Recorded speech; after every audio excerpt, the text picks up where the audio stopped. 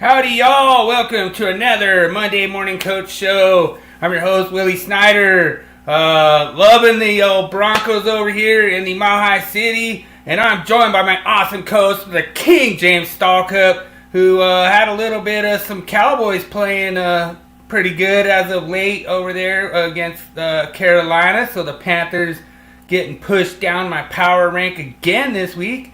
But really appreciate it. I apologize. I didn't have time to really put together a really good fantasy breakdown, but I think I got enough together.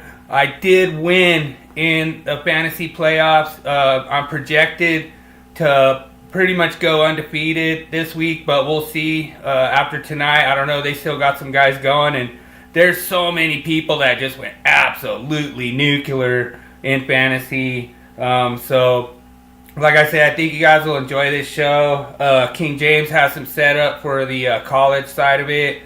And like I say, I got my bracket filled out with Moss Sports World. So I did too. Make sure if you want, you can go over there and you could join the Moss Sports World group and jump in there and put your bracket in there and try to compete against me and King James. ESPN has a little bracket challenge going for who you think's going to win the national championship college. I got Notre Dame and Oregon. I did two brackets. I did one with Notre Dame taking it all. I did one with Oregon taking it all. And like I say, you never know. I think if Notre Dame gets past Georgia, I think they should win the national championship. But we'll see. I mean, like I say, there's a lot of tough matchups. And I don't know. Georgia's kind of been like that. Kind of, they don't really look that good, but then they end up still somehow finding a way to win. So, like I say, it's going to be an interesting college championship, college playoff, and like I say, I'm looking forward to it. I think it's going to be a lot of fun, and we'll see how things go. But like I say, I don't know if you saw my meme, but man, that Lions Bills game was just a barn burner, and it was messed up because I was going to all these different fantasy experts and asking if I should put in Goff or Herbert, and they're like, Herbert's more solid. Herbert will get you more solid payoff, and they were 100% right on that. But man, Goff went absolutely nuclear. Like, what did Goff have? I have his stats over here. Like, Goff got, like, 40.65. So, like, he just went absolutely nuclear. So, like I say, we have to kind of watch out for that. And when we're in fantasy, if you want to try to get that big upside on those kind of games, they had a 54. I think it was a 54.5 over. I would have actually picked the under on that one, but man, they had like almost 100 points of scoring in that game, like overall. Like, that was just incredible. So Yeah. That's the kind of offense we're looking for in fantasy, and like I say, really appreciate everyone joining us. Don't forget to subscribe and smash that like button. And like I say, we're up to 333 subscribers now. Like, it's going up now. We got a lot of people jumping in now. The thing that amazed me was how many views there are on LinkedIn and YouTube and Rumble and just all the different platforms we're going to and everything. And when you add it up, I was actually sort of shocked. But, hey, we come on here, we just have a good time. That's all it's about. On Thursday, we do the High Voltage Live podcast, for the electrical industry and stuff. And we're a little serious more there. But here, hey, we're just having fun. So, everybody likes college football and likes pro football. It's the best sport in the world. I don't care what anybody says. And, Right. That's what it's all about. And we appreciate everybody's coming over, hanging out. We don't even ask for any money or anything, any super chats or any of that stuff. You can just post anything you want in the comment section. Yeah, we'll answer it and give our opinions on things. And Bill does.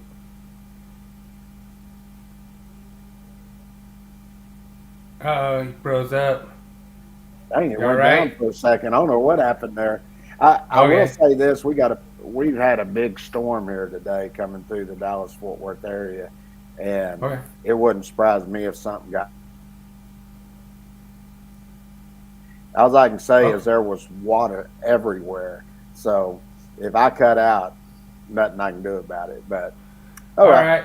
Well, just letting you know, there's 3 live right now over on the Rumble side. So thanks so much, you guys. Me or you, Bill, because I'm not cutting out. But with that said, Bill's cut out right now. I'm gonna go ahead and run the meme of the week. You cut out on us. Okay. I'm gonna run the meme of the week, brother. Okay.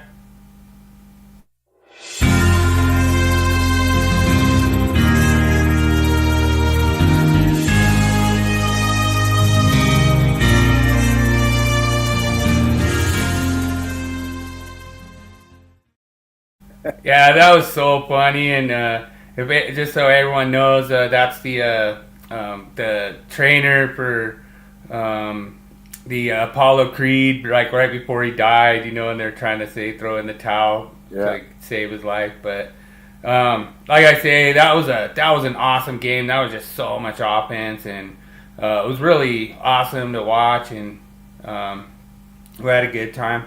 Didn't we see Daniel last night? Wasn't Daniel up in here? Surprised we haven't seen Daniel. Yeah, he was here last night. Yeah, nice.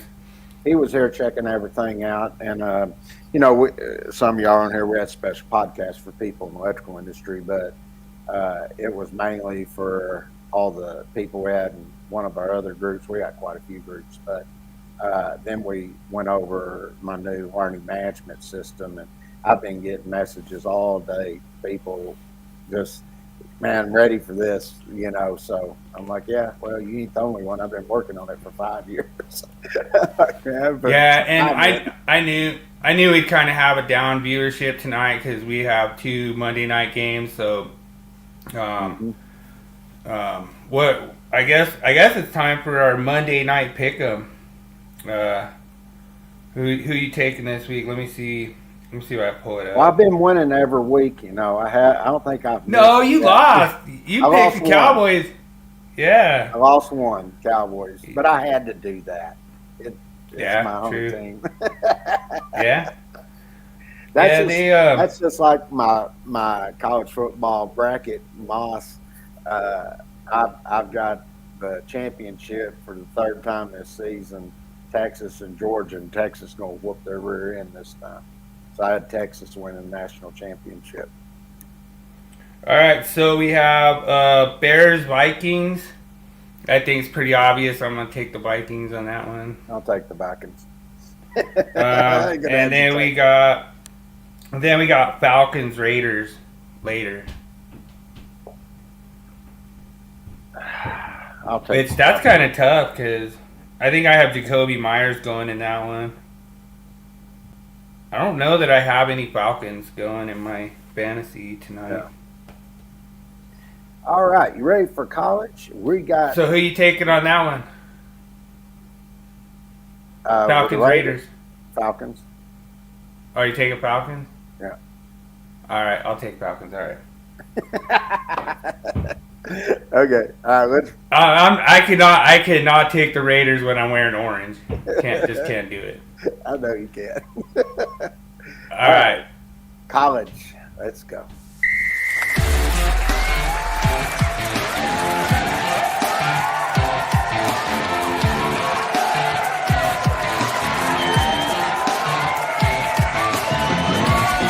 It's time for King James's college breakdown and rankings.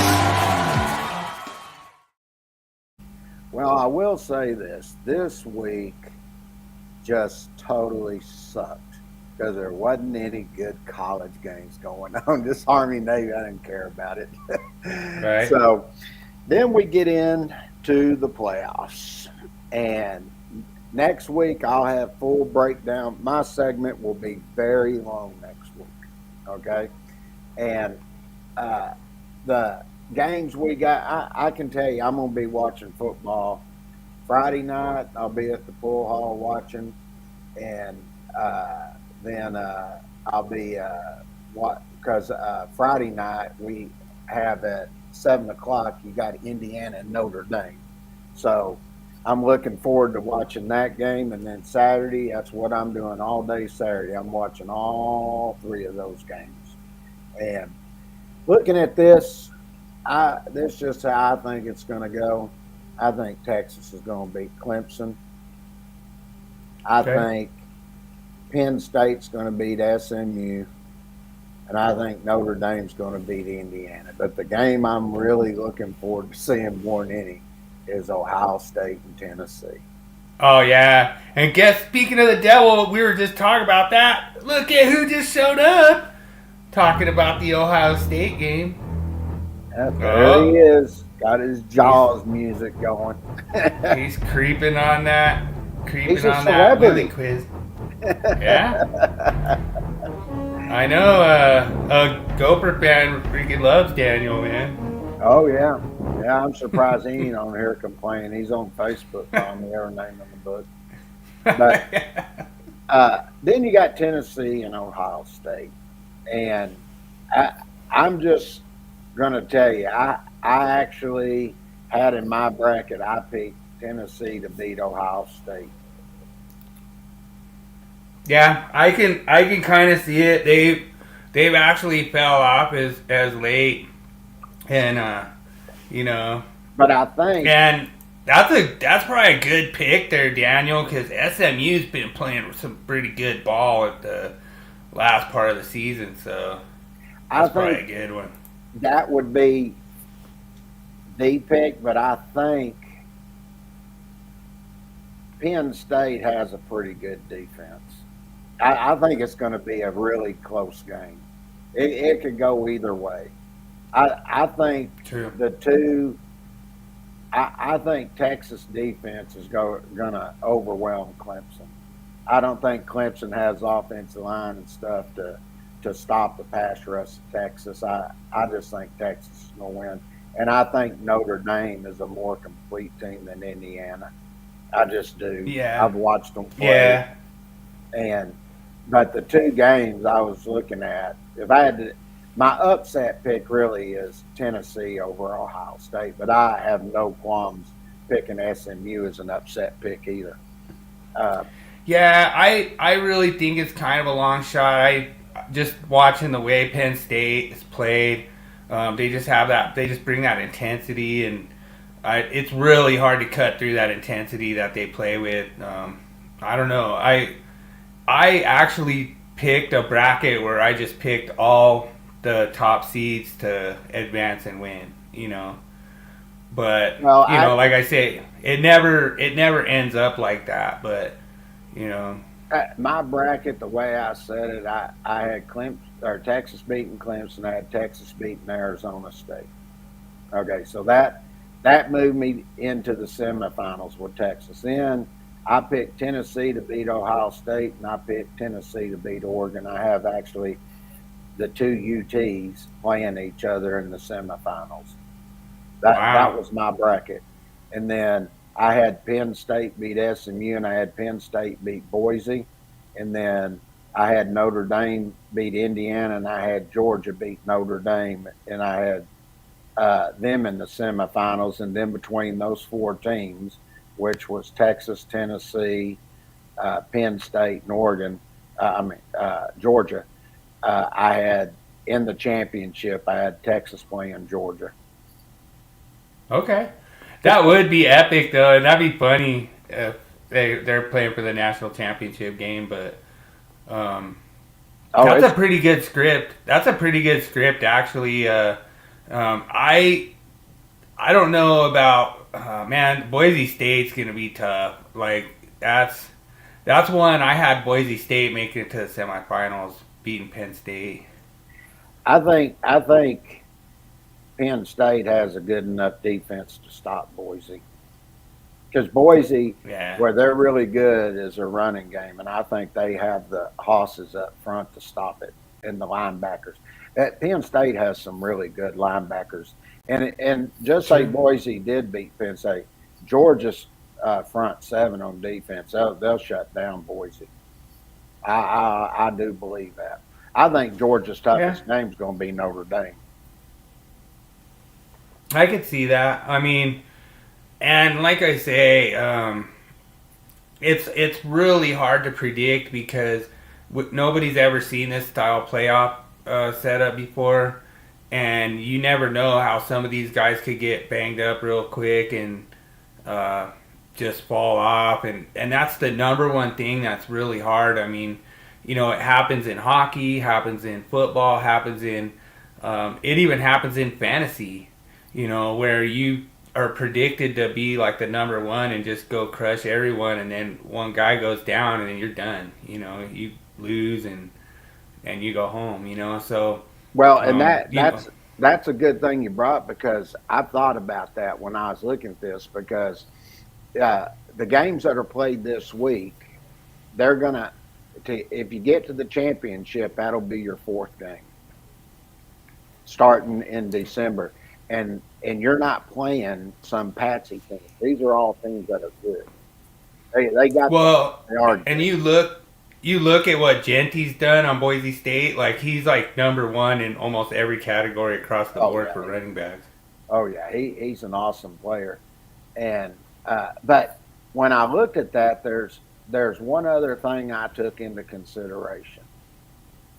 How deep is your team? Because you're going to have people getting banged up and stuff, especially through this stretch, because you're not getting some patsy teams that you can just beat up on and rest people, bring in subs.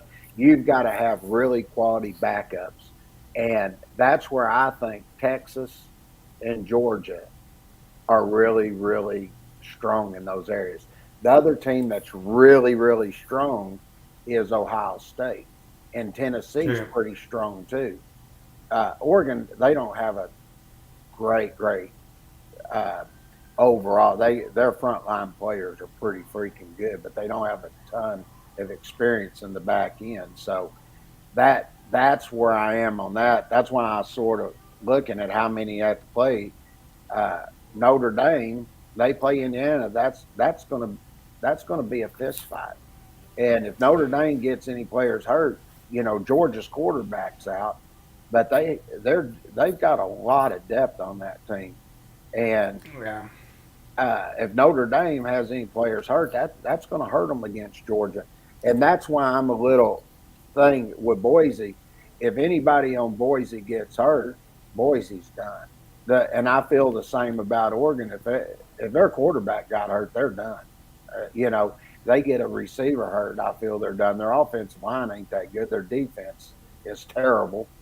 And but I look at Tennessee and Ohio State, they both got good offenses and defenses. I mean, they're just not a one-trick pony. Same with Texas. And, another team I think has a real good offense is Arizona State, but I don't think Arizona State's played a defense like Texas has. I think they're the ones that are going to have to be adjusting. So that's, I gave the bracket a lot of thought. I really did, and that's why I picked the way I did. I actually think that Notre Dame's kind of a little bit deeper than a lot of people think. Just they were predicted to lose like so many times this season, and they didn't. And they didn't because of like their defensive backfield really stood strong. Like that game against USC really was impressive in my mind. And there's a lot of things that made me like. It's so funny. Moss gets so mad when I talk about I picked Notre Dame to win the national championship, but like I say, I know it's going to be a tall order. This is probably one of the strongest fields that I've seen coming into playoffs and stuff. When you just look at the powerhouse like Georgia, Oregon, Boise State, Texas. Like, I mean, I don't think Notre Dame matches up good at all with Texas. I don't think Notre Dame matches up that great with Georgia. I mean, I actually can see that being a possibly either a low scoring game or a high scoring game where both sides open it up. So I kind of like how it could go either way. The way I look at it on a lot of these matchups, especially like Oregon likes to open it up, and that's going to be interesting if you get Oregon, because isn't Oregon the only undefeated in there? Yeah, they're the only undefeated, and I think they won by 1 point against Ohio State earlier in the year, but I don't know what's going on with Ohio State. I really don't. But when I look at it, whichever one of those teams Oregon has to play, those teams are very physical. Tennessee and Ohio State, those are physical teams. I mean, Oregon, I can tell you after that game, they're going to be wore down after that game. I actually, when I look at this, I think the team that has the easiest path is Texas, and I'll tell you why. Because I don't think Clemson and Arizona State are that physical of a team. They're more throw the ball around. They're like the Big 12. That's what Arizona State is. Throw the ball around. And they're not that pounded team. And Texas is fast and big and can pound the ball. So when Oregon picks up Tennessee or Ohio State, before they get if they win, get to the semifinal game, they're going to already be sort of wore out from playing the type of team that they're playing between Tennessee and Ohio State. And I think Boise State, just say Boise State beats Penn State. I'm telling you right now, Boise State's going to be wore out after that game, and then they're going to pick up a Georgia or Notre Dame or Indiana, and all three of those teams are physical. So, true. When I look at it, just say Oregon gets to the semifinals, Texas beats them. Basically, Texas played three teams that are not a physically bruising team. You look on that other side of the bracket, if Penn State's there or whoever, and Indiana, Notre Dame, Georgia, all of those are physical teams. I mean, they're very physical. So even when you get to the championship game, you're going to have teams that were there. I mean, you're going to get a 2 weeks break there, of course, or a week and a half, basically. But you're going to have teams that have had some very physical games to get to that championship. Yeah. And just so you know, I'm fully prepared to take a first round loss in my bracket, like I do every time when I do bracket. Like I'll always pick all these radical things, and then next thing you know, just like the easiest, most simple thing comes through. But I like the way you broke it down. Yours seems a lot more logic, and it looks like you did a little bit more research than I did. Like I just kind of winged it on a lot of things, just based on what I've seen. I would be really surprised to see Georgia in the championship game, just because it just seems like they've dodged a lot of bullets. But when you look at them not having a starting quarterback, that almost seems like it kind of favors them because he's more of a scramble. Mm-hmm. And then when you look at like Boise State and you look at like Oregon, I think like Boise State, if they could do that ground and pound on you, they could pretty much beat anybody. And then you have like the way Oregon is, like they're more like a passing team. So like if you get like Notre Dame's like secondary in there and starts kind of shutting down that passing game, then could make them like one dimensional. I don't think they have that good rushing attack. So some of that stuff I kind of look at when I'm doing my picks, kind of like, sure. Yeah, do I think this team could be one dimensional and be defeated? Like if Oregon is able to keep like their passing attack going, like they could pretty much beat anybody in the whole field. But if they run up against a defense that starts making them one dimensional and makes them have to run the ball a lot, then I think it's going to be tough for Oregon to get there. Of all them teams listed there, which team do you think is the best on defense of making the other team one-dimensional? Probably Texas. Yep. And that's what I'm saying. Clemson, we're going to put you in that dimension. You're going to pass because you ain't going to run on them. They're going to do the same thing to Arizona State. They haven't faced a team like that. And I think, in my opinion, Texas wins those first two. They match up best with Oregon. I agree with that. That's a good. That's my. But I would much rather them play Oregon than Tennessee or Ohio State because wouldn't that be crazy? Wouldn't that be crazy if we made this podcast and we were saying our teams were Notre Dame and Texas, and then we faced the national championship? That'd be hilarious.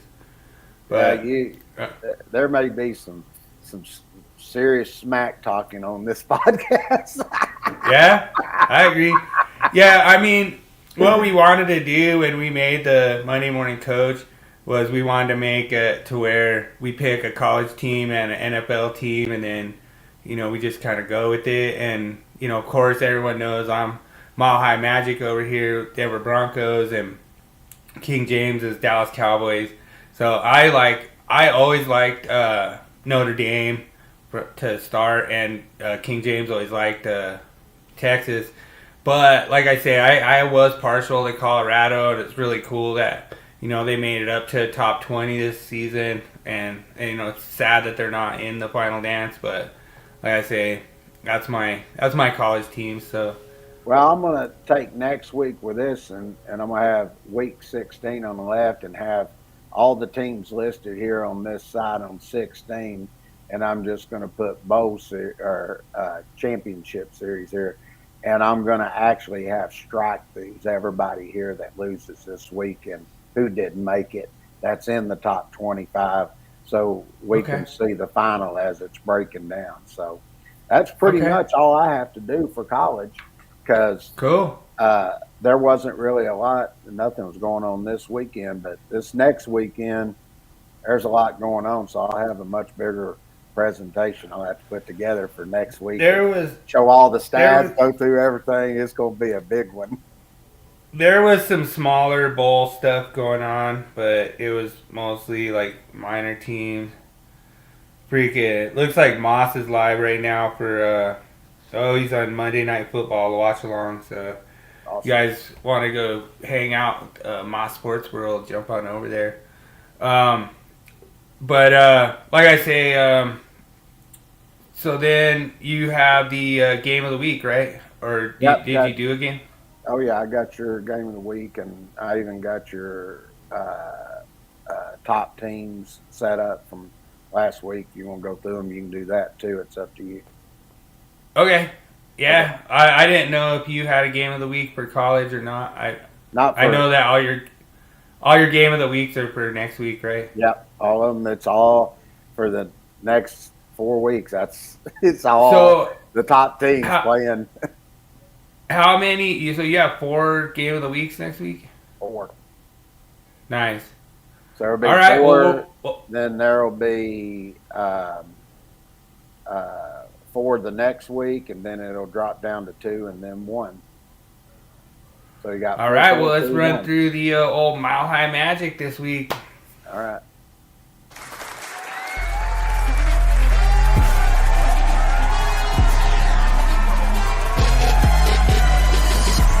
Now it's time for Willie's NFL Breakdown, Power Rankings, and Fantasy. All right, so the first thing we come across is Broncos versus Colts. And I didn't have that up yet. I had your top teams. Oh, okay. Oh, we're doing Power Rankings? All right, cool. So we're doing Power Rankings at Fantasy right now? Yeah. All right. So we have the Bears who's playing tonight. Not really expecting them to do too good against the Vikings. We'll see how that goes. I forgot to ask Daniel about his picks. He's probably going to agree with me and King James. We picked the Vikings and the Falcons tonight. So Daniel's probably just going to agree with us, and then we'll have a family pot. But me and Daniel did crush you last week. We both picked Cincinnati. So then we have the Bears Vikings. Obviously, I expect the Vikings to come out of that. And I think they could probably respectfully stay right around that number 5 spot. Then we have like the Packers. They're doing okay. They're hanging in there. Like I say, they look like they could be in the wild card there, making the playoffs. Lions, Bills this week was just incredible. Lions might take a step down from that number 1 spot. It's hard to see. I would say right now the Lions retain that number 1 spot, but we'll see kind of moving forward. Saints actually played a good game against the Commanders. That's my final countdown game, and Saints were almost the final countdown winner this week, but they fell short, staying over there at the 24 spot. Falcons playing tonight. Falcons are still alive. I'm surprised they're still alive in their division, but they're hanging in there at that 19th spot. Panthers actually played a decent game against the Cowboys. They had some moments, some flashes where they looked like they were going to possibly come out on top, but Cowboys stomped them. And thanks to CD Lamb, I won my league. But like I say, Panthers are going to probably drop from that 26th spot. Bucks actually looked pretty good and taking care of the Chargers. A lot of the Buccaneers went nuclear. Baker Mayfield went nuclear. Mike Evans went nuclear. And they ended up, I would say, in that solid 13th spot. Maybe even moving up to a 12. And I could see the Bucks making the playoffs where they're at now. They're right on the bubble. Texans are another one that's on the bubble. They've dropped a lot. They were sitting solid at that 6th spot to start the season, dropped to that 12th spot. I think they're going to be pretty close to that 12th spot. Colts had a rough day. Like I say, I almost expected the Colts to win that game just because they're one of the better teams that the Broncos have faced. And like I say, they're sitting at that 17th spot. I think that's probably a good place for them because they're not quite out of the playoffs yet. They're still not done. They still could somehow wiggle into a playoff spot. But I think if I looked at it, they have like a 9% chance to make the playoffs now. So not so good. Titans played well. Tajee Spears had just an amazing game. He went nuclear, and there was a lot of good offense in that game. Titans played well. They might actually move up from that 28th spot there. Then we had the Jags, and like I say, the Jags actually played really good football. I don't know how they actually lost to the Jets, but like I say, it was there was a lot of good things that I saw in that game, and they're just going to kind of sit right around that bottom level of the league. And when you look at that 32 spot in there, they're basically playing for a draft pick at this point. Then Cowboys are kind of in the same thing. Like, they're playing well, but, like I say, hanging around that 21 spot. I was really impressed with a lot of the plays that the Cowboys had. A lot of players came out that we didn't expect, and they actually beat a pretty decent Panthers team, and I was actually impressed. It was on the road, I believe, too, so that was even a little better.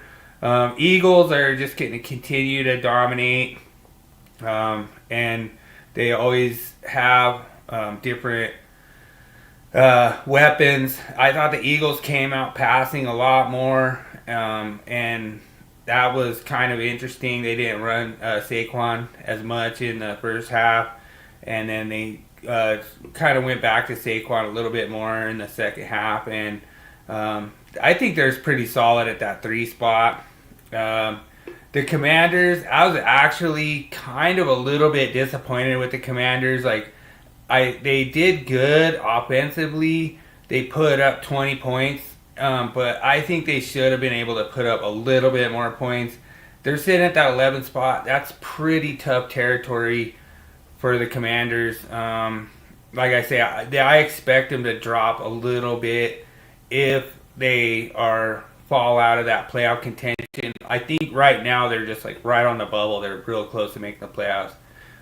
Giants don't really need to talk about too much. They're just on the struggle bus, playing for a draft pick at that 30 spot. We got the Ravens. Ravens had a nice game. Ravens looked pretty solid. I mean, of course, they're playing against the Giants. But, like I say, the Ravens did a lot of things that I really liked. They got, their tight end involved in stuff. And I believe that they're pretty solid ranked at that number 8 spot. Now, you'll have to see that I have the Broncos ranked just below them at the 9th spot. That's going to be interesting because they could trade places if the Broncos somehow get in that wild card spot and the Ravens get bumped. But I don't really see the Ravens getting bumped. I see them moving up. And then we also have the Steelers sitting there at the 7th spot. So there's kind of those spots in the AFC, which is going to be interesting. I think the Steelers have been probably the strongest AFC team that I've seen from them in a while. So I think the 7th spot's pretty solid for them. We got the Browns. Actually started kind of making some weird mistakes that I don't think they should have made. Like I say, I don't feel they deserve to be at the bottom of the NFL, but I think they're pretty comfortable right there at the 26th spot, 26th spot. Then we got Bengals. The Bengals, I cannot believe that they are mathematically still somehow alive in the AFC hunt. But, like I say, they're the most solid 21. Like I say, they've been 21. We knew, they are who we thought they were. They're sitting at 21. And I would like to see the Bengals move up the way they played. But at the same time, it's just...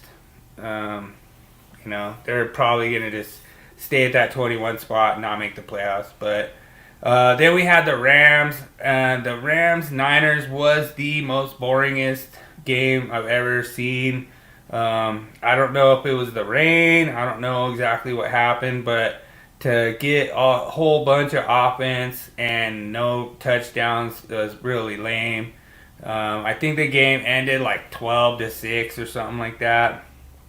And like I say, the Rams, I think, are in there at the 16th spot. And Niners, I think 20 is a pretty good spot for them. And, then we go into Seahawks-Cardinals. So it's pretty much divisional matchups this week. And, the Seahawks actually, they weren't bad, the Cardinals, they weren't bad either. But, it's just... you look at the Seahawks, I think 14 is pretty respectable. I think Cardinals, pretty respectable at 15. Cardinals actually played the Patriots, and James Conner, he was like my 4th round pick or something in fantasy. He went nuclear, and I think he was like the number 1 running, he was RB number 1 at like 31 points this week. So that was pretty awesome. And like I say, it's good to see Kyler Murray and the Cardinals kind of get going. But like I say, it's the same thing what we run into with everyone talking about like the Chiefs. So the Chiefs this week play Cleveland. And I don't know that the Chiefs really, showed up like they should to that game. But they did put some points up on the board. They did look okay. I feel that they deserve that number 4 spot, but then you go into the Chargers. And the Chargers actually, I think, are going to drop from that 10 spot just for the fact they got Broncos at number 9. Chargers lost to Tampa Bay, and it was a tough loss for the Chargers. That was basically a must-win game. And I don't think anybody really played bad in that game, but I just feel that Tampa Bay just played better, And... then, we look at the Broncos, might be possibly pretty set at that 9 spot. I don't know that I could even really move them up any higher than that 9 spot, but they did have an impressive win against the Colts. And like I say, in my opinion, I feel the Colts beat themselves. I mean, you do not drop the ball before you cross the goal line, you know? I mean, to me, it was just, I mean, it blew me away. Literally, we have a whole different game if that's a touchdown. I mean, I almost think that Colts could just be run a victory formation from there on out and beat us. But I actually got the exact score on the game. You could ask any of the content creators out there in YouTube. I got the exact score. I called 31-13, so it's pretty sweet. But then we have the Raiders playing tonight. Not really much change there. Then we have the Patriots. Actually, the Patriots aren't really playing bad ball, but like I say, there's really no argument about the bottom of the barrel. And yeah, dude. Oh man, yeah, that was crazy. Yeah, they did like this weird trick play, and like the Broncos were just like, "I'll take that pick six," you know, like. That was crazy. Like that was like a weirdest trick play. Like I didn't get that. We had the Dolphins. I was a little frustrated with the Dolphins. Like I thought they could have played a little bit better. I don't really see the Dolphins in the postseason. I was, kind of a lot of the content creators out there, Dolphins fans and stuff, and I want to, big shout out to Notorious Fantasy. Like I say, I didn't see them playing as good as they could. I had Tyreek Hill starting. I wished I wouldn't have. And like I say, it was rough. I think Tyreek Hill got like a couple yards or something and got like 5 fantasy points. So didn't kill me, but it was rough. But I think the Dolphins belong right there around that power ranking. The Bills, yeah, this is going to be interesting. I almost think that the Bills and the Lions should actually swap now. Bills being number 1 and Lions being number 2. But the Lions they're even in wins. And the Lions are top of the NFC. Bills are top of the AFC. So we'll have to see, to get that number 1 seed in the NFL, I think it's going to be tricky this year. But like I say, I'm actually excited about it, like watching those two face off, because we might have just watched the Super Bowl preview. Who knows? We'll just seeing how they go through. But the Bills still have to go through KC, so they haven't been able to do that all these different years. But then you have the Jets, and actually Aaron Rodgers just played out of his mind. Aaron Rodgers played good. Devontae Adams had a lot of good yardage. Devontae Adams went nuclear. He was wide receiver 1, I believe, with like 43 points.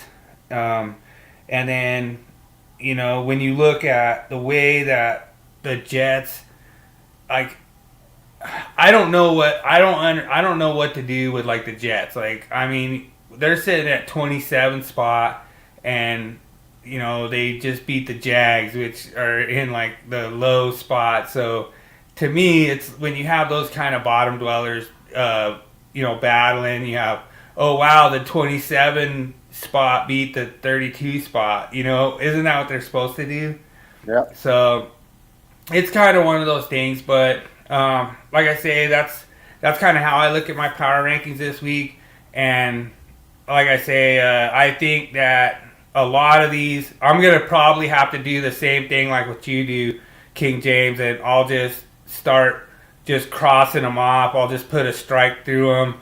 I'll still power rank them, but I'll put a strike through them if they're pretty much done. And then the only ones I'm going to power rank are the ones that are in the playoff hunt. That's right. That's the way you are to do it. Yeah. I agree. Yeah, so the game of the week was Broncos-Colts. Obviously, I was stoked up for this game. And I would actually say that this game actually came down to the Broncos defense. The Broncos offense wasn't terrible, But like I say, there was a lot of things I didn't like about what Bo Nix did. Obviously, through I believe 2 picks, and they were 2 pretty bad picks. That was the one thing I didn't like. That was his first interceptions in probably 5 or 6 weeks. So he didn't do the greatest job protecting the ball. There wasn't really any fumbles. That was the big thing. So I believe the giveaway takeaway was pretty even from both sides. There was some pretty crazy stuff the Colts put it on the ground a couple times, and we actually recovered. I think one of those times. We were trying to get to Aaron Rodgers, or not Aaron Rodgers. What's his name? Freaking, it's AR, but it's not. Richardson. But we were trying to get to Richardson, and some of those were just amazing. I could not believe that one. It was in the end zone, and we basically had him for the safety. And he tried to throw it, and somehow it bounced off our guy and bobbled back to him, and he somehow ran it out of bounds and got 10 yards or 5 yards or whatever it was, and got out of bounds. And I was like, whoa, I couldn't believe it. There was a few just miracle plays of our guys basically had him sacked for 20-yard loss, and he got out of the grasp and somehow got down the field, So there was a lot of good stuff that I saw from the Colts, and Richardson's really going to be, I think, a good quarterback in the future if he's able to kind of pull off those kind of plays. And his poise was really impressive because he has this defense just coming at him, and he's just standing in the pocket, he's just delivering the ball. I thought he had a lot of really inaccurate passes, he had receivers wide open and he didn't hit them. There was a few things that I didn't like where I was like, well, dude, why'd you throw it like that? I also saw the same thing from Bo Nix. There was passes that Bo Nix had where if he would have led the receiver a little bit better, then he could have had those receivers could have had a touchdown. There was one where Sutton had to lean back and kind of go down, and then he missed it, and Bo Nix was like, oh man, kind of mad at Cortland Sutton, but it was I don't think that was Sutton's fault because the ball was 2 yards behind him while he's running, so that kind of stuff I think can get cured. They're both, I don't know, Richardson's not a rookie, but, Bo Nix is a rookie, and you're going to learn some of those things as a rookie and try to get better.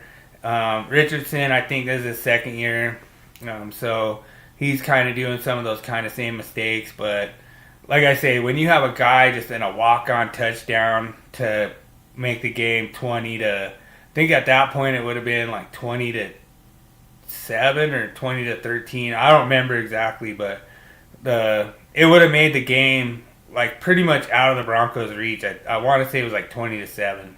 If they would have scored that touchdown. But next thing you know, it's 13-7. We just go down the field and score, and it's a whole different game, So that's the kind of thing that you have to look at. And I don't know, do you have the tackles for loss in there? Because that's always kind of a deciding factor. Well, one of the things I wanted to point out about the game, that Indianapolis actually had 310 yards of offense to 193 for Denver, but there's two things right here. The turnovers. There were 3 fumbles lost by Indianapolis and 2 interceptions to 3. So there 3 interceptions by Denver. So there was 2 turnovers extra by Indianapolis. But the one stat we hadn't seen since we've been doing the podcast that they have on here is the defensive and special teams TDs, and that was the one from Denver that got that touchdown. So that changed it quite a bit. Was that Mims? Who was that? I don't remember. Okay. To be honest, I didn't even watch the game. I was on the golf course, and the Cowboys were on. We were watching it there. on the phone as we were playing. I can't remember who had that return for touchdown, but Yeah, but that pretty much iced it. Just looking at the stats here, you notice that, and then this is where you got into the sacks and tackles for loss, which Denver had 2 sacks and 5 tackles for loss to Indianapolis, who only had 1 sack and 3 tackles for loss. So. Yeah, and that was the good thing about that I did like about Bo Nix. He did do good on that. I think his fantasy day was pretty decent. I think he had a decent fantasy day. I always look at that. Richardson didn't have a bad fantasy day either. Anytime the quarterback is mobile and runs and gets yardage, then you're going to have a good fantasy day. But like I say, I saw Richardson's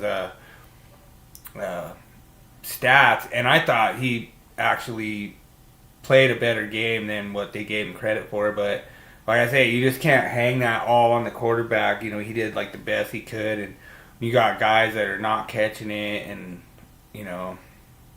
well, one of the things also you got to remember also that this is his first year playing, so he's improving each and every week. He's going to get better, and he was strong against our defense. Like there was times I thought we had him dead to rights. I thought we had him 20-yard loss. Next thing you know, nope. Yeah. And we were getting extremely frustrated with that. I mean, there was times where we thought he fumbled, he didn't. There was times where there was a lot of stuff that was real good promise where he actually was really calm and cool, collected, and I thought he played pretty good. Especially when you go into Mile High, he was in the south stands. So anytime, like Daniel knows about this. Anytime you get in the south stands, there was a lot of times with the Raiders where we just started stomping and we just started clapping and we just started going and yelling, and next thing you know they false start or they have a problem, and then the crowd just even gets louder, And I didn't really see a lot of that from Richardson. I didn't see a lot of that where he was just couldn't operate. He was still able to function with the crowd noise and stuff like that. So that was pretty impressive from him. But like I say, it's cool to see the Broncos focused on getting that wild card, getting in the playoffs, and they did exactly what they were supposed to do, and that's control our destiny. I think right now we're 90% chance to get the wild card now after that win. So I think that's why it was so important as a game of the week to me. I didn't expect us to win that game. I've seen too many times where good teams like Indy come into Denver and just run the table, and they almost did. Like I say, I could not believe that we have players that are professional football players who drop the ball before they're in the end zone. I don't understand why they do that, but that's the second time it happened to us. The Jets did it once too. Again, we ended up winning that game 11-10 or 9-10 or something like that. I don't even know how that even happens. The Jets would have just easily won that game if that didn't happen. So. And that's part of it. You got to make the plays when they're there. I've seen too many teams lose because they didn't make the play. Or they freaking tip it on the freaking punt, and then Yeah. Well, it was interesting. And I'll tell you something. Another player for Denver that needs a shout out here is you got to give it to Marvin Mims Jr. For his punt returning and everything too, because that can. Oh, that was Mims. Yeah, it was Mims. Okay, yeah, I thought it was, but man, he got on his horse and he was gone. Yeah, that's why I say it just little things like that can change a game very quick, and that's basically what happened. All right. So here we have the finals from the Chatter League. I'm not pictured in this, so me and Rising Rhino are both on first round bye. Rising Rhino got the number 1 spot, so he's got the first round bye, and then I got the number 2 seed for my division, so I got the first round bye, and so it looks to me like I should be playing Dino's TSST next week. It looks like he's probably going to defeat Goose. And then we have Run CMC facing Paul's Perfect. Looks like Paul's Perfect's going to pull it out. Like I say, we all have players still going tonight that are, conditional to see. It's really hard to do this on Monday night because, like I say, we don't know who's going to win or not, but looks like I'm going to be playing Dino's TSST next week, and it looks like Rhino's going to be playing Paul's Perfect team. And then, like I say, the other ones below that, like Cameron and True North and all that, they're in like a different bracket. Like they're in the like consolidation bracket, so they didn't like get eliminated from playoff contention. They just got into the lower bracket. But like I say, it's been a lot of fun. I've learned a lot, and I'm so glad that I'm actually in it. And watch out next week. Let's see what happens next week. Yeah, like I say, me and Dino's TSST, we match up pretty well. I think I scored like 168 this week so far. So I don't know. It's going to be interesting. I don't expect Connor to go nuclear. I'm just going to kind of like read the, fantasy, because actually we didn't see Sharps up in there this week. But at QB, we had Josh Allen at 41.86. Sam Darnold didn't show up because he's playing tonight. So we had Jared Goff at 40.65. Then we had Lamar Jackson, which kind of traded places with Jalen Hurts, and Lamar Jackson had 36.62. Our running backs didn't see Charbonnet this week. We had James Conner, 31.13. We had Jahmyr Gibbs, who he's not even in there. He had 28.67. And then we had Taji Spears at 27.39. Wide receiver. Did we have Devontae Adams in? Nope, we didn't have Devontae Adams in there last week. Puka didn't do bad, but he didn't go nuclear like he did last week. But this week for wide receiver, we had Devontae Adams at 43.4. We had Sun God Amon-Ra St. Brown at 37.64. Then we had Mike Evans, my guy, wide receiver, number 3 at 37.11. And then if we go over to the next slide, we have the tight ends, which it looks like maybe... Do we have that next slide, James? I thought you were just going through them. Okay, no worries. So Kittle actually only scored 10 this week, so he was like tight end number 10, so he slips a lot. But tight end number 1 this week was Johnny Smith at 19.97. We had Brenton Strange, Jacksonville. Let's see what we had. Njoku was actually hurt this week, so he didn't even show up. And then Brenton Strange was at 18.48, and we had Sam Laporta, Detroit Lion, at 18.34. Then we had our top defenses that were the Chiefs at 26.18. We had the Broncos at 23.14 and Texans at 20.1. So you could see how a lot of the stuff's kind of changing landscape-wise with the fantasy, and a lot of the top defenses are changing and everything. Like I say, I didn't look to see how Tua did, but I think Tua's still out there on waivers. Tim Patrick probably is out there, but I don't know how much they're really going to use Tim Patrick on the Lions. Adam Thielen actually had a decent day, but there's probably some Carolina Panthers that you should probably look at on waivers.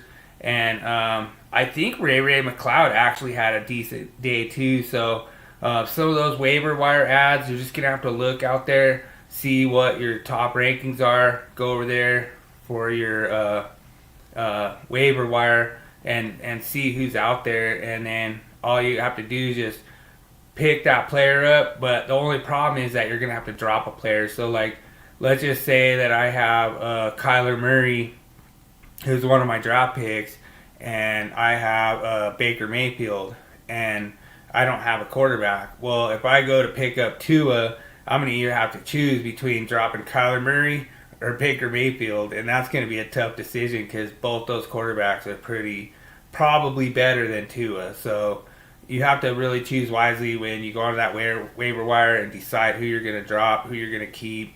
And sometimes it's better to just, take the loss if you're in, like my case, like I was this week, first round bye. I didn't need to pick up a quarterback because I was a first round bye, but I still did well. I still scored like 168 points, so that shows that I could actually have a chance to win. I don't expect James Conner to go nuclear next week, but we'll see. They could do it anytime, but what were we gonna go? What were we gonna do next? Final countdown. Final countdown. Oh, all right, do that one. Let's roll it.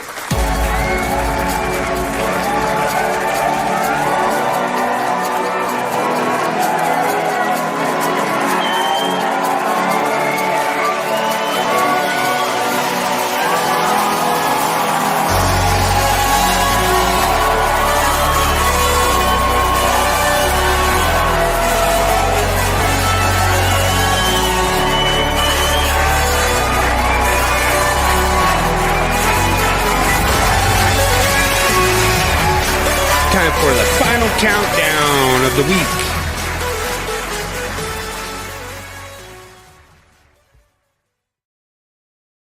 All right. Well, every time that I see these final countdowns, I always think of them in the way of fantasy.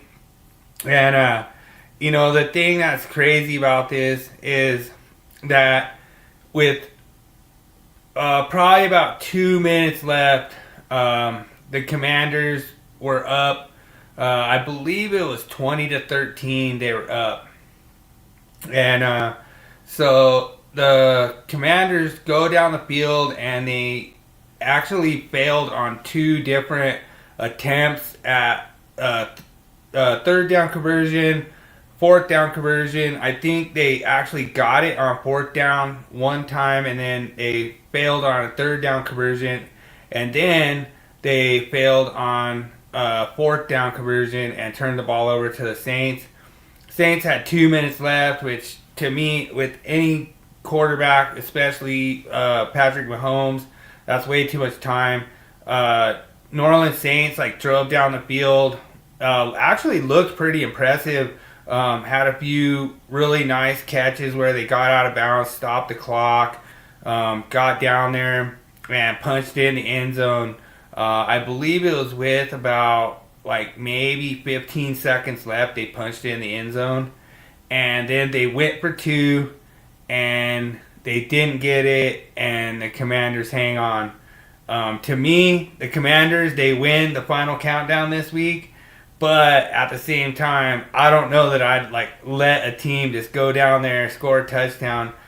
To me personally, I don't know why the Saints didn't just kick the field goal and put it in overtime with that much time left, but maybe they thought they had a play, and then, the Commanders' defense actually didn't have that great of a day. So, that's actually good that the Commanders' defense came through for them in the one play that they needed. Maybe it was a bad play call by the Saints to do that rollout It almost looked like kind of like a wheel route bootleg kind of thing. It looked like it failed the minute they snapped the ball. All the commanders were over there. There was nobody open, so it was pretty rough way for the Saints to lose at home. But at the same time, it's the Commanders. They're still alive and they're still in the playoff hunt. So I got to give them. I got to crown them. They are who we thought they were. Crown them up, baby. So they win the final countdown of the week award. And like I say, to me, that's kind of too close for comfort. Personally, if it was me coaching the Saints, they got enough offensive weapons, especially since they went down the field. I think I would have taken my chances on overtime rather than trying to go for two. But like I say, that's how you lose the final countdown. So you know what's interesting about the final countdown is each week there's a play or something that's at the end of the game that ends or loses it by one team. There's been one every freaking week. It has never failed. And I remember when you first said you want to do it, I was like, I never really gave it much thought to each week. But this year, there's been one every week that has been in there, and it's just been one play. Something happened that caused them to lose game. That shows you right there how actually competitive the leagues are against each other. True. And that's the thing too, like the Saints they're basically playing for draft picks at this point, But at the same time, it's like you don't go to New Orleans and not expect New Orleans to play ball, Mm-hmm. And that's the one thing I like. That kind of made my decision a little bit when I decided on it. Because it takes me a minute to kind of look at them. And just so everyone knows, we did a podcast last night. And I had so many things going on. I had so many things I had to do. That I had to work early in the morning. So I didn't get a lot of things cooked up. And I was trying to text you today hey, this, but I was watching film and doing research and figuring out who I wanted to pick. And I think I picked I always pick a good choice, But like I say, I watch all the highlights and I try to watch Red Zone during the day. I try to watch all the games. I try to watch as much as I can and see what actually happened. But I don't know. It was a lot of fun. So congratulations on the Commanders for winning the final countdown. Now we'll go on to Daniel's favorite, the Willie quiz. There we go.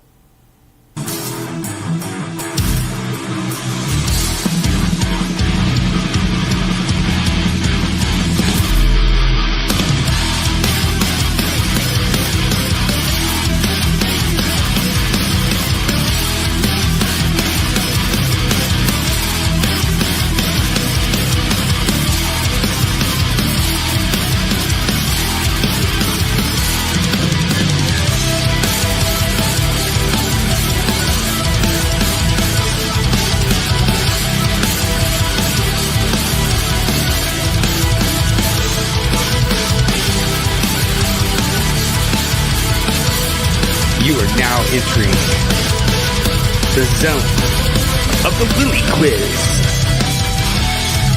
Enter at your own risk.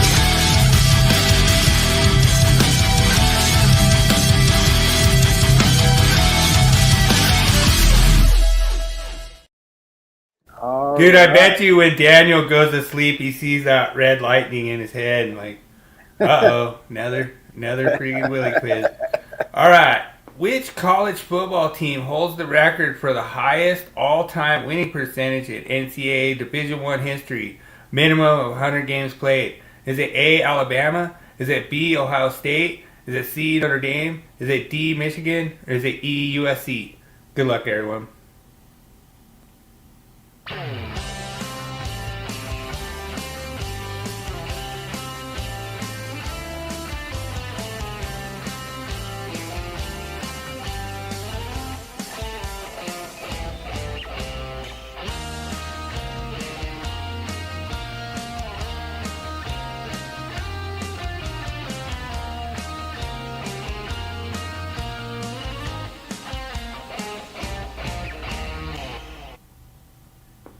This is a good question.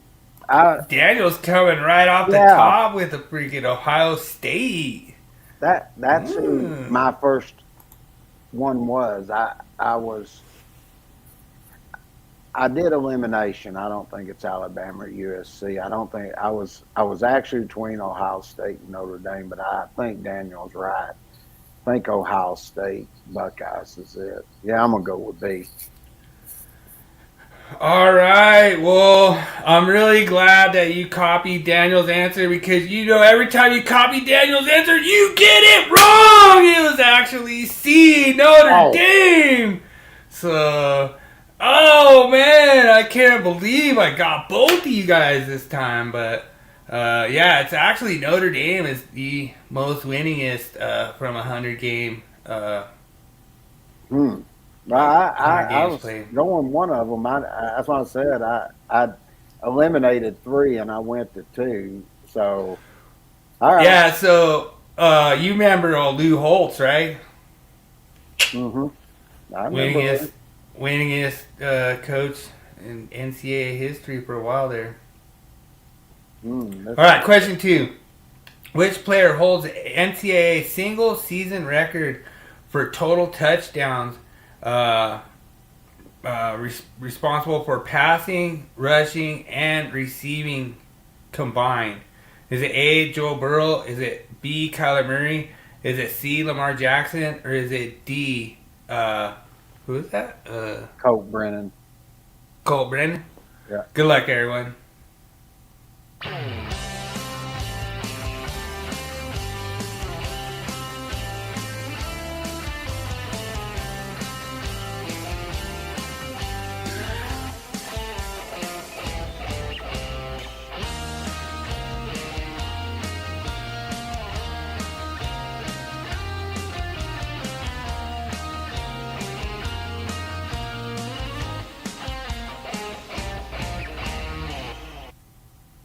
I'm not even going to hesitate. I'm going with A. I already eliminated Kyler and Lamar. Colt, I'm not sure about, but I know Joe Burrow had a whole bunch of touchdowns in one season.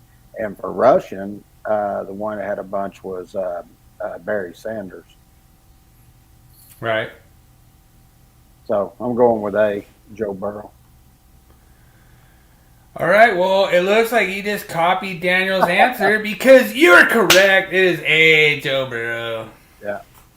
I think it was like 33 or 40 touchdowns. It was a lot. It was a lot of touchdowns. All right. What is the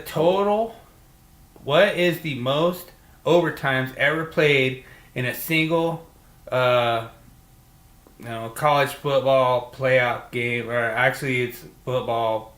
I don't know what the hell FBS is. Football boat system or something like that. Yeah, something game. Is it A, 7? Is it B, 9? Is it C, 10? Or is it D, 11? Good luck, everyone.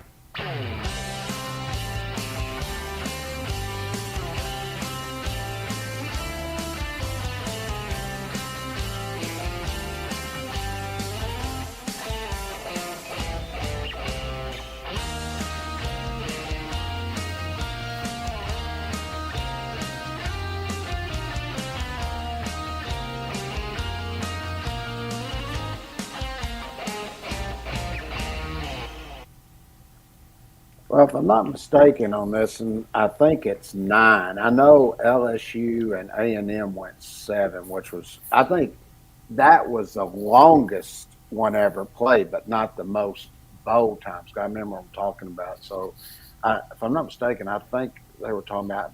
I think it was 9. I was trying to remember the 2 teams that played in it, but I'm gonna go with 9. All right, so you decide to copy Daniel again, even after Daniel did you wrong.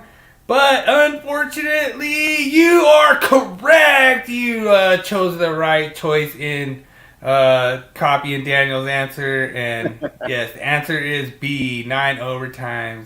Yeah. Yeah, I can't remember. I thought it was one of the teams was Penn State.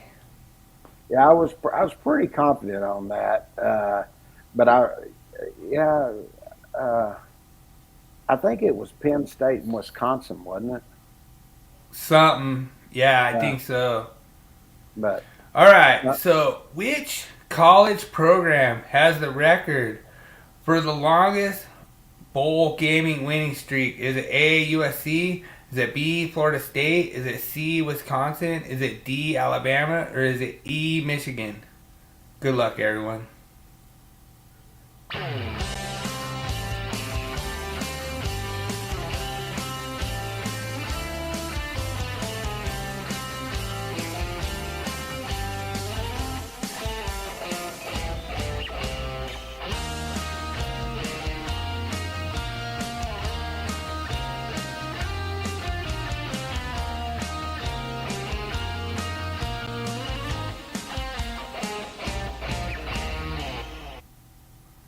See, and I was thinking to myself when I saw this one, I was like, I think we already did this one before, but I don't know, because I it'd don't be. ever remember this one.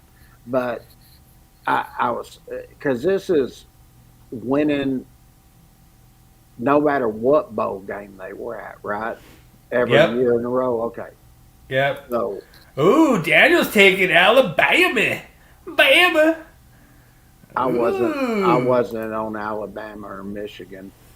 I Ooh. was more with A or B because back in the '80s, '90s, there they were winning almost every time, no matter what they went into. And if I'm not, I know USC had a lot that they won back then. I don't think it's Alabama. I don't know why. I'm not sure about Wisconsin what they did in their bowl games. Yeah, Uh, I mean they could have like won the Alamo Bowl like seven yeah, times in a row, I, but I'm gonna go with USC because I know USC won a lot of years there in a row, over and over and over. Uh, they might not have been in the bowl games, but they won a lot. I'll go with A. all right. So you choose to not copy Daniel's answer of Alabama, and you are correct. It's USC. Yeah. So King James takes a decisive lead in the Hmm. quiz tonight, and man, lucky, lucky, lucky. That was pure But guess there, but I was going off of because I remember back the '80s, '90s there, to the 2000s, right in that range there, they were winning a lot of games, man. yeah, so then we move on to question number 5. This is almost kind of the tiebreaker. So if Daniel gets this right, he could actually tie and take a 7-time win for the Willie Quiz. So, what is the most rushing yards by a team in a single game in NCAA Division One history? Is it A, 832 yards? Is it B, 939 yards? Is it C, 1,021 yards? Or is it D, 1,152 yards? Good luck, everyone.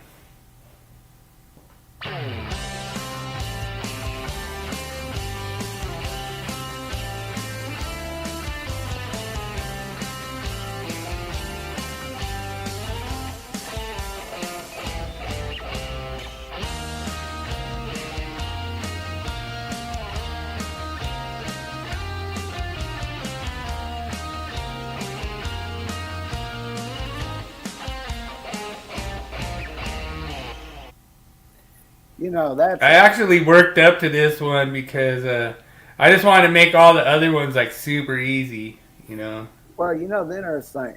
I know for Oklahoma, what was his name? Smaje Hareen, I think's what his name was. I know for Oklahoma, he had like just in a single game, he had like 460 yards or something one game.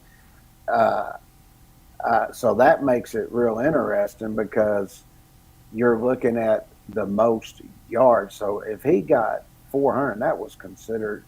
Uh, I would take the lowest end of this. I don't believe anybody's ever rushed for even close to a Well, thousand. it's not just so you know, it's not just one player; it's one team. I So know. it's all the team combined, rushing. But even you take a guy like so it could be the quarterback, it could be the running back, it could be like 3 different running backs. Even then, you take a guy that ran 460, then you got to get another 400 yards out of all the running backs and quarterbacks. I mean, that is, I'm going with A. I just, he go, yeah, I just, if you'd have been down lower in between there, I'd have been okay. But I just find it hard that a whole team rushed for almost 1,000. Hell, I find it hard they rushed for 832. Well, yeah, it's basically the whole entire team combined. So you could have 3 different running backs that run for 200, you know. But I do agree with you. Even then, that's 600. That's not like 800 yards is unfreaking believable. So, all right, so I'm probably gonna get the challenge flag on this one, but you're gonna have to go look it up. But the answer is D, 1,152 yards in 1932. And the I can't remember what it was. I think it was Texas. It was a Texas college. That's the whole reason I picked it up. But it was a Texas Christian, I want to say. oh, TCU. And they actually ran. The whole entire team had combined rushing yards for 1,152 yards. Yeah. So, so that record. I don't see that record getting broke.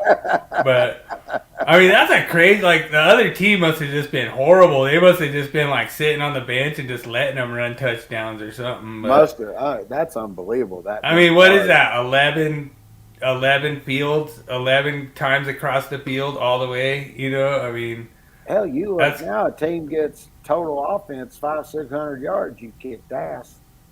I mean, feel free to throw the challenge flag, Daniel, if you think you got it right, and you should have tied with King James, but I think King James was playing like the safe bet because he knew that he'd already had the lead, so, you know, like I say, That's where this is kind of rigged, you know. You know, King James I never takes play the safe bet. I go for what I think it is. Yeah, but King James actually takes the victory again, and really awesome that you're always the king, and like I say, I guarantee there's a lot of people out there that hate hearing your name called King James, but. It's pretty funny. It's gotten to AI now, so AI now calls you King James. That's all I care about. Like I was sitting there trying to provoke it, but really, a lot of the AI stuff doesn't really translate well. I don't know that they learned that great, but that's funny. We'll see, but thanks so much for joining, Daniel. Appreciate you jumping in here. Awesome win for the Broncos country yesterday. That was freaking huge, man. And we had our podcast on starting the learning management system. I'm so glad there's already people there waiting to like shut up and take my money. That's pretty awesome. And like I say, I really like that we don't even have to do the podcast. You already got people in there. Shut up and take my money. So that means a lot. And we're just trying to provide great content for everybody every week. It means a lot. Thanks so much, My Sports World. I didn't send out the link today. He would have probably jumped in, but he sent me a link to his podcast, so I probably got to go jump in over there. But you know, like I say, I really appreciate everyone on YouTube, all the content creators. Thanks so much. Means a lot. We got Moss Sports World. We got Goose. We got Rising Rhino. We got Team SOS. All big shout outs. Go over there, subscribe to their channels. Go check out all their sports podcasts. So much fun. And I appreciate you, King James. Thanks for putting this together. It means a lot. And I'll try to do a little bit better job putting together a little bit better presentation next week and a little bit more, a little bit more thorough. I'm going to be busy next week because I got to do 4 of them. Yeah. So. And like I say, you know, the NFL thing is going to be kind of huge because I'm guessing that I'm going 4-0 this week in fantasy. So I'll be in the fantasy semifinals next week. So I might just send you all of my fantasy semifinals because I do like talking fantasy. I do like giving people advice on fantasy. And if I can get, some wins in the semifinals next week, that's going to be huge. But it's going to be hard because, like I say, I'm going to be facing TSST and then, possibly whoever the winner of between Paul's Perfect Team and Rising Rhino. So, like I say, I don't know that I'll get past the second round, but we'll see. Like I say, so far, all my teams went to the second round, so we'll see what happens. I actually did a couple fantasy leagues just as practice to try to learn how to do it, and now I learned how to do it, so hopefully I could maybe give you guys some advice, help you guys win your leagues, and get you guys to Fantasy Super Bowl. So we'll see. I want to go to the Fantasy Super Bowl. I want to win, but this is my first year doing it. I don't even know what it's like, so I'll just keep trying on that beginner's luck and appreciate it. So thanks for taking your time, King James. Appreciate it, and I know you're busy as hell, so I'm definitely busy right now. I'm in the same boat, man. So we'll get you guys off to Monday Night Football. Hopefully you guys have a great week, and we'll see you guys on Thursday if you want to pop in for the High Voltage Live Show. Amen. Everybody have a good week. And as always, remember, make every day an easy day. Amen. Peace out, everybody. Deuces.